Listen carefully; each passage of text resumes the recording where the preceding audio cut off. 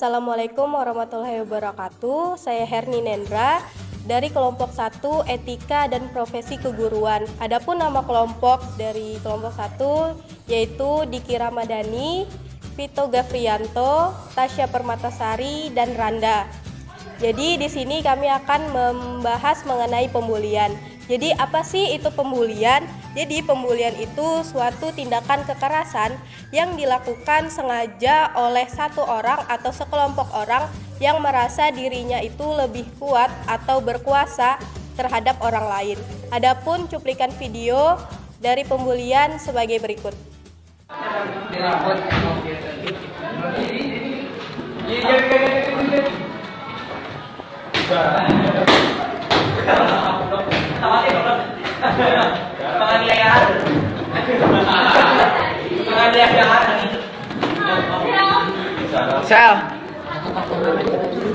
Hal-hal yang bisa menyebabkan bully, yang pertama, kurangnya bersosialisasi, yang kedua, tidak percaya diri, dan yang ketiga, kurangnya support dari teman dan orang tua, dan yang keempat, kurang perhatian keluarga, saudara, serta teman sebaya. Yang pertama itu kurangnya bersosialisasi adalah suatu hal yang sangat penting bagi diri kita sebagai seorang pelajar. Karena dari bersosialisasi kita bisa membuka wawasan serta mendapatkan pengalaman. Dan yang kedua itu tidak percaya diri. Sebelum terjun ke dunia sekolah sebagai seorang pelajar, maka kita harus bisa menumbuhkan rasa percaya diri dalam diri kita agar mudah dan tidak takut untuk melakukan sesuatu. Dan yang ketiga, kurangnya support dari teman, orang tua, dan keluarga.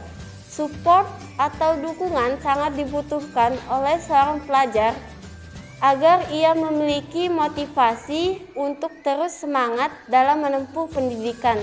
Dan yang terakhir, adanya masalah dalam keluarga. Permasalahan yang terjadi dalam keluarga tidak bisa diremehkan karena hal tersebut sangat mempengaruhi semangat dan kedisiplinan serta peserta didik.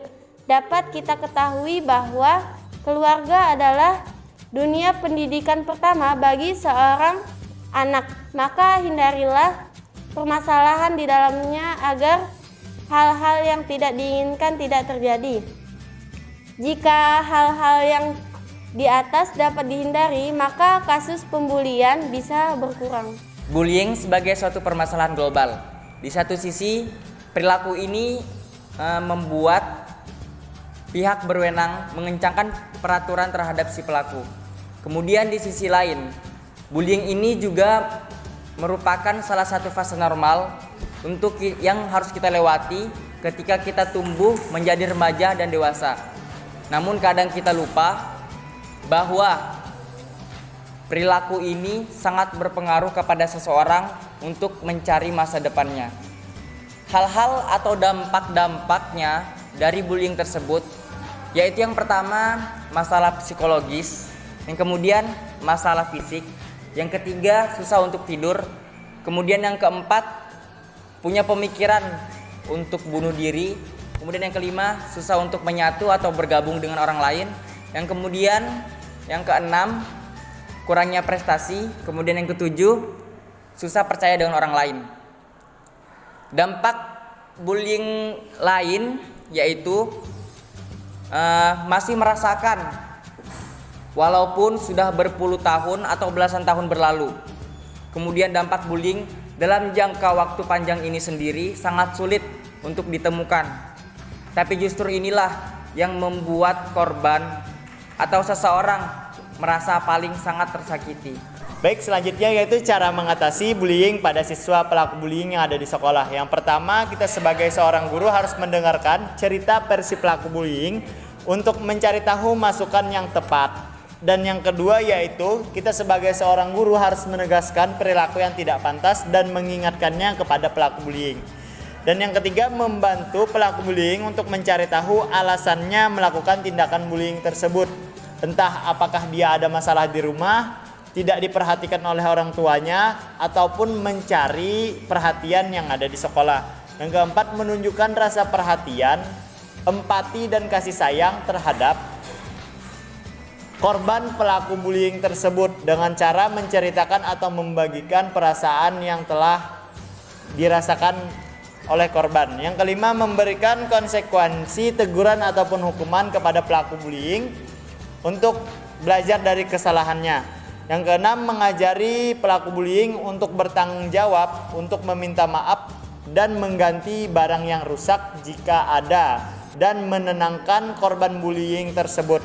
Dan yang ketujuh, mengenali perilaku-perilaku positif dan mengakui kesalahan yang telah dilakukan. Dan yang terakhir yaitu guru harus melaporkan kejadian pada orang tua pelaku bullying tersebut agar bisa mencari solusi terbaik, dan guru membimbing pelaku bullying agar bisa berperilaku lebih baik lagi. Setelah kita melihat video tadi dan kita mendengarkan beberapa penjelasan, maka kita bisa ambil kesimpulan bahwasannya kasus pembulian tidak hanya terjadi di dunia pendidikan saja, melainkan kasus pembulian sering terjadi di masyarakat pada umumnya. Tetapi ketika kasus pembulian ini terjadi di dunia pendidikan, maka hal tersebut dapat merusak mental maupun fisik para peserta didik.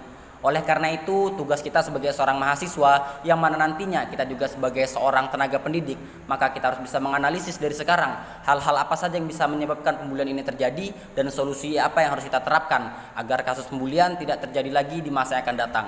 Sekian dari kami, kelompok 1 Etika dan Profesi Keguruan. Mari kita berantas pembulian.